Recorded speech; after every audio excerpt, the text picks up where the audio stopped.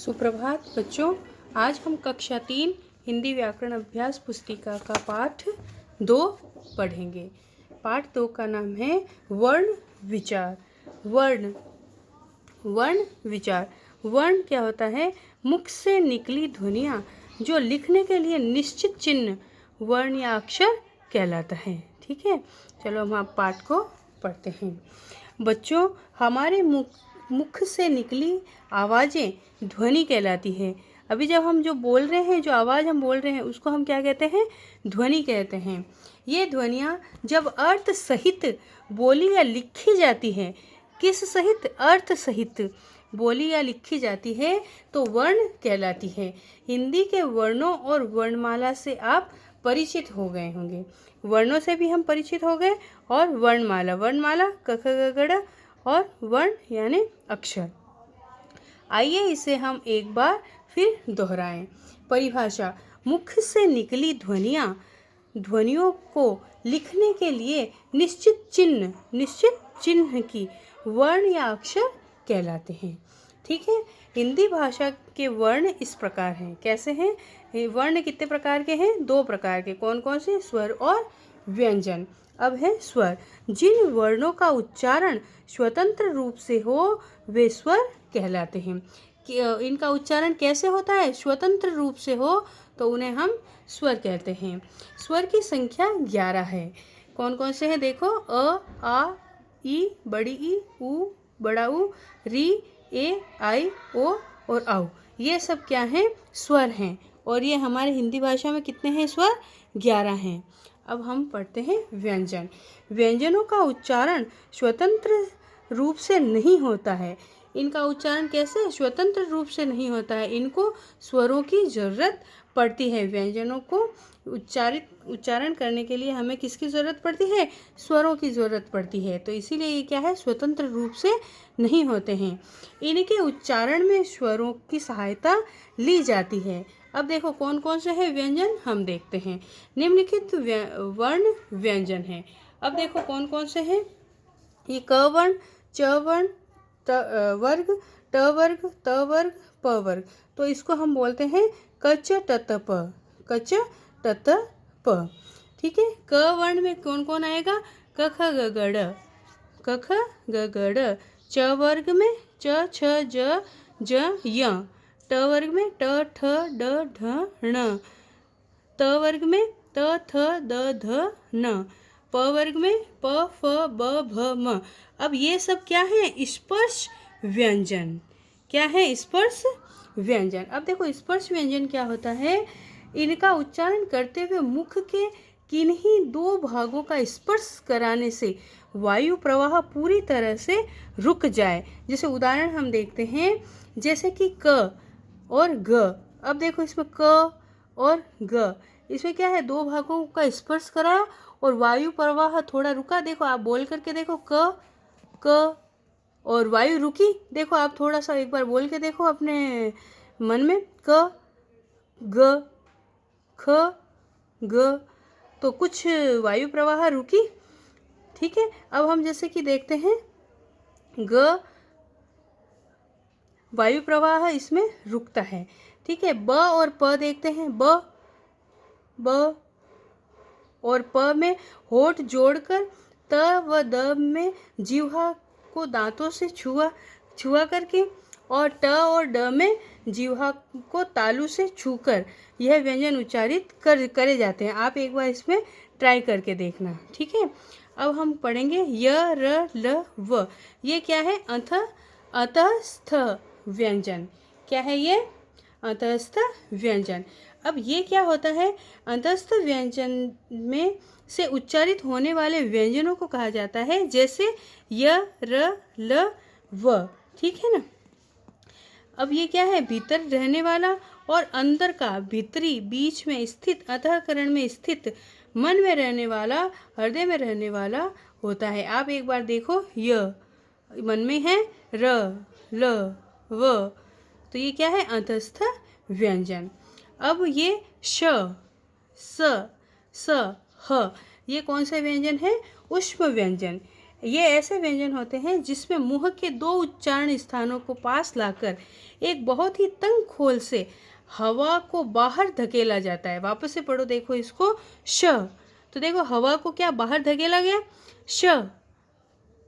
देखो आप बोल के देखो, स, ह। तो देखो हवा को बाहर धकेल रहे हैं, ह। तो देखो हवा बाहर निकल रही है अपने मुख से। ये ऊष्म व्यंजन होते हैं। इनकी ध्वनि को वायु प्रवाह जारी रखकर लंबे समय तक बिना रुके शुद्ध रूप से जारी रखा जा सकता है। देखो जैसे श। तो देखो हवा को बाहर धकेला इसमें, तो ये क्या कहलाते हैं, ऊष्म व्यंजन। अब हम परिभाषा पढ़ते हैं। वर्णों के क्रमबद्ध एवं व्यवस्थित समूह को वर्णमाला कहते हैं। तो ये तो हमने आगे पढ़ा भी है, ये आपको समझ में आया। थोड़ा आपको अभ्यास करने की ज़रूरत है कि स्पर्श व्यंजन कैसे होते हैं, अंतःस्थ व्यंजन, ऊष्म व्यंजन। ठीक है।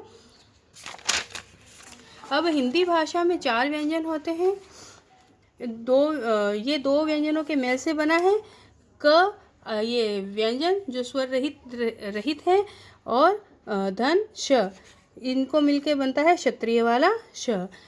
त और र, तो त्र, ज, य, ज्ञ, श और र, तो श्रमिक वाला श्र। ठीक है। तो ये है संयुक्ताक्षर व्यंजन है। नीचे दिए गए शब्दों को ध्यान से पढ़िए। अब इनमें क्या है, ये अंगूर, चांद, इसमें अंक की मात्रा, इसमें चंद्रबिंदु, झंडा और सांप। ठीक है।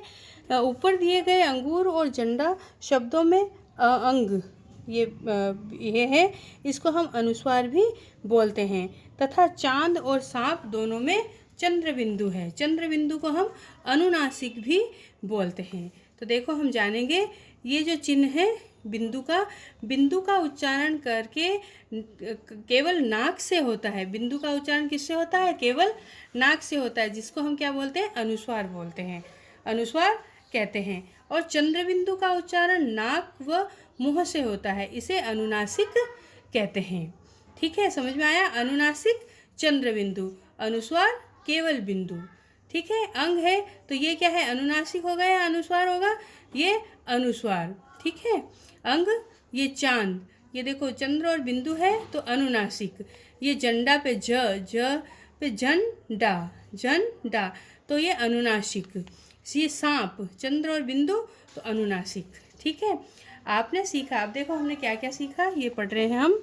मुख से निकली ध्वनियों को लिखने के लिए निश्चित चिन्ह वर्ण या अक्षर कहलाते हैं। ठीक है, हमने पढ़ा अभी आगे। वर्णों के क्रमबद्ध एवं व्यवस्थित समूह को हम क्या बोलते हैं, वर्णमाला कहते हैं। श, त्र, ज्ञ और श्र, ये संयुक्त व्यंजन है, जो हमने अभी ऊपर पढ़ेंगे भी। ये 2 व्यंजनों के मेल से बने हैं। ये 2 व्यंजनों के मेल से बने हैं, हमने यहाँ पे पढ़े। ये देखो ये 2 व्यंजन हैं और इनके मेल से बने हैं। और ये बिंदु को हम अनुस्वार कहते हैं और ये चंद्र बिंदु को हम अनुनासिक कहते हैं। चलो अभ्यास कार्य हम करते हैं। निम्नलिखित वर्णों के उत्तर लिखिए। वर्ण किसे कहते हैं? हमारे मुख से निकली आवाज़ें ध्वनि कहलाती है। ये ध्वनियाँ जब अर्थ सहित बोली या लिखी जाती है तो वर्ण कहलाती है। अब वर्णों के प्रकार बताइए। हिंदी भाषा में वर्ण 2 प्रकार के होते हैं, स्वर और व्यंजन। अब संयुक्त व्यंजन किसे कहते हैं? जो व्यंजन 2 या 2 से अधिक व्यंजनों के मिलने से बनते हैं। देखो यहाँ पे 2 या 2 से अधिक व्यंजन थे और इनके मिलने से जो व्यंजन बनता है, जो मिलने से बनते हैं, उन्हें संयुक्त व्यंजन कहा जाता है। संयुक्त व्यंजन एक तरह से व्यंजन का ही प्रकार होता है। संयुक्त व्यंजन में जो पहला व्यंजन होता है वो हमेशा स्वर रहित होता है। पहला व्यंजन कैसा होता है? स्वर रहित होता है। जैसे कि यहाँ पे देखो, ये जो पहला व्यंजन है ये स्वर रहित है। इधर देखो ये स्वर रहित है, अभी हमने बताया था आपको, ये स्वर रहित है। तो परिभाषा में यही कहा जा रहा है कि वह हमेशा स्वर रहित होता है और इसके विपरीत दूसरा व्यंजन स्वर सहित होता है। दूसरा व्यंजन कैसा होता है? स्वर सहित होता है समझ में? निम्नलिखित वर्गों के वर्ण लिखिए प वर्ग के। तो देखो ये रहा ये वर्ग है। इधर देखो ये क्वेश्चन यहाँ से उठा है, ये प वर्ग का है, तो प फ ब भ म, तो यहाँ पे भी हम यही करेंगे। ट वर्ग, क वर्ग, च वर्ग, त वर्ग, तो ये हमने सारे इन वर्गों को लिखा है। प वर्ग में प फ ब भ म, ट वर्ग में ट ठ ड ढ ण, क ख ग घ ड़, च छ ज ज य, त थ द ध न। आया समझ में? संयुक्त व्यंजनों का प्रयोग करते हुए शब्द लड़ी बनाइए।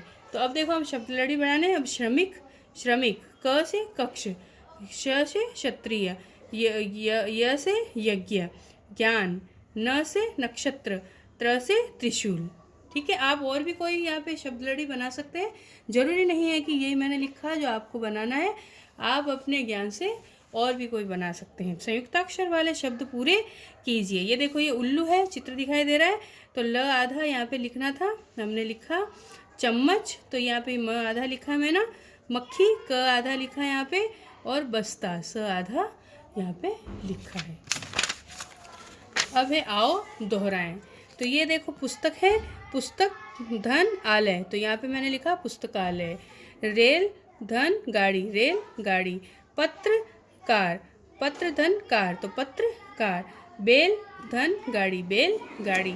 और मोटर, धन, साइकिल, मोटर साइकिल। धन्यवाद।